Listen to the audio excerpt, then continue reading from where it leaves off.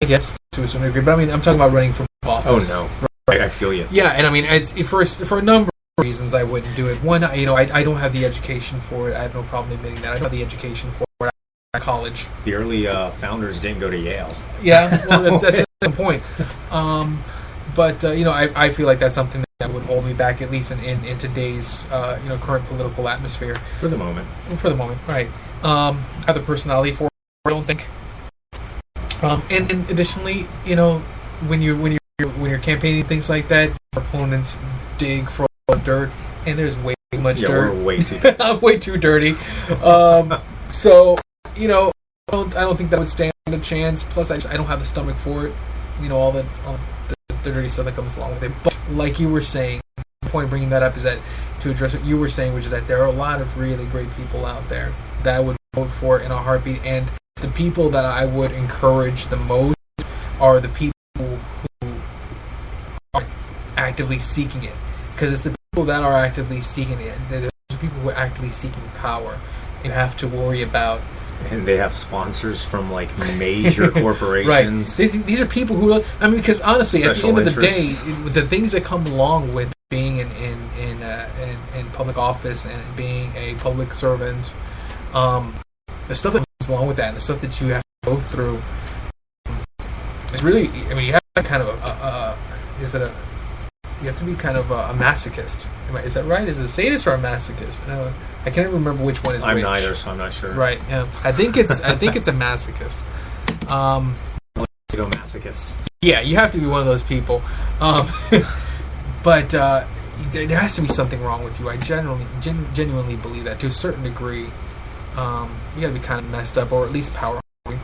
So a person that I would be encouraged to vote for and kind of push for would be a person who's not seeking that power in the first place. Somebody that I know is a good person that's not actually actively seeking to run for office is a person that I'd be like, you know what, I'm voting for you even though you're not running. You know what I mean? Because you're not because you have that whatever it is, like Chris, but you're not hungry for power. Chris Rock, what? That movie that he got voted into to be president or something. Oh yeah. Except I hate the analogy, the idea of anything with public office and Chris Rock. Just because I don't know if you ever saw it when Obama was, I think it was for his first term, and Chris Rock was saying something about how Obama's like our daddy. And we have to do what our daddy says. Just all this stuff, and I was just he like, being serious? I don't know. He's but a comedian, man. Yeah, I understand. I get that. Trust me, I get that. I follow a lot of comedians. I totally get that. It could have been totally joking, but Obama's a comedian. The problem that I have with it, the fact that he was saying, even though I know as a comedian more than not me as a comedian, but that he as a comedian more than likely was just joking. The problem is that the majority of people who listen to Chris Rock are minorities, African American, and they're not necessarily going to take that way. They're going to listen to what he's saying and be that, and not get the point that he's just kidding, he's just joking, and that causes more harm than good. That happens on a level, though. I guess so. Because elderly people, and this goes into the opposite aspect, because with the Republicans, they're like, did you actually vote for somebody named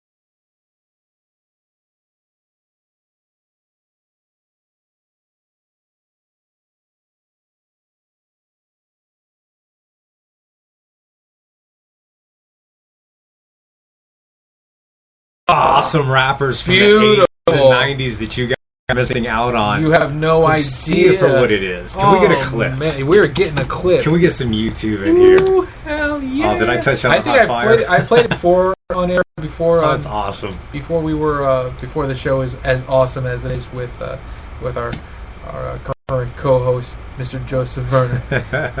But yeah, it was a while back, a few months ago. That I definitely is worth playing again.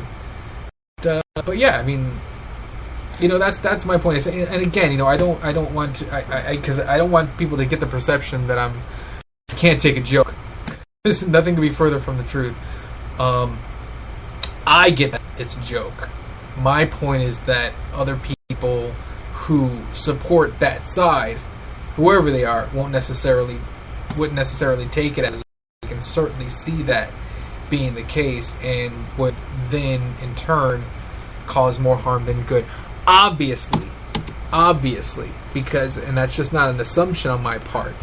It's the proof is in the pudding, because you still have people out there that, regardless of everything, all the horrible, unconstitutional things that Obama's doing, are still supporting him. They're still Obama apologists that still, regardless, still support him, and everything that he does, he can do no wrong. So that being said, we'll go ahead and play this clip here by none other than the great Mr. KRS-One. He's talking about the New World Order and Obama, and basically how the political system really works. And you gotta wonder, how did he wake up? Like, how did this mogul in the rap industry, this like pure, how did he wake up to this conclusion? I find that fascinating. Right. That's why I love Tupac. I love KRS-One. I love Public Enemy. Barack is like the manager of Burger King. All presidents are, including Bush. It's like this. When your fries are cold, if your burger's not done right, you go back to Burger King, America, or your and you say, my burger's cold. I want new fries. First, you go to the cashier. That's the courts. You argue to the courts. The courts, if you can't get no justice with the cashier, you say, let me see the manager. I go to the Supreme Court. I want to see the president. The manager comes out. Hi, what can I do for you? Now the manager can override the decisions of the cashier. But you never get to see the franchise owner of Burger King. If you really have a problem with your burger, you need to go see the franchise owner. We need to go to the top or to the bottom. We need to go to where the real architecture of government is, and it's not in a president. It's in a global scheme. If they controlled it before, what makes you think they're not controlling it now? The country was on the verge of revolution. They threw a black man up. Now we like this. He's like they put a black face on the New World Order, and now we all happy. KRS ain't buying it. This is the center of endurance, and endurance is what wins wars. Not how many people you kill, but how long can you endure. George Washington lost almost every battle he had, but he endured. He out-endured the British, and that's how the battle was won. Endurance. There's 1 billion people on the planet. It only takes one to change it. Are you the one? Oh, man. There may be everybody in your classroom bugging out. Your whole school may be on fire with kids wild and bringing guns in. But are you the one? Nature has a way of abundance. Nature puts out a lot of stuff looking for the one. So if you're going to go along with the trend of let's just kill each other, let's disrespect each other, then you're part of nature's plan as well, to be part of just the excess. But if you think more of yourself, just be in the excess, you'll do more for yourself. Are you the one? Everybody's not going to make it. But you have an opportunity to save yourself. Beautiful. Right? I mean, what else more can you say? What more do you need to say? KRS-One. Go to YouTube and you can listen to many more videos by him about the same subject. Mm-hmm. And it's just fascinating that somebody sees through the deception before it was even happening in the depths that it is now. Right. I mean, because that came out when Obama was still in his infancy of his first term. You know, this is somebody, an African American, that saw it out of the gate. Out of the gate, he saw it. So he's already awake. He was awake before he needed to be awake. Amazing. And I like the subtitles. They're all in Italian, which means somebody in Italy is awake. Right. Come on, man. You should be ashamed of yourself. Vita Italy. Wild stuff. Oh. So moving along, I want to touch on a couple of articles here coming to you from Drudge Report. That's drudgereport.com. Let's see. Looks like their biggest article here, Center for Disease Confusion. Center for Disease Confusion. CDC.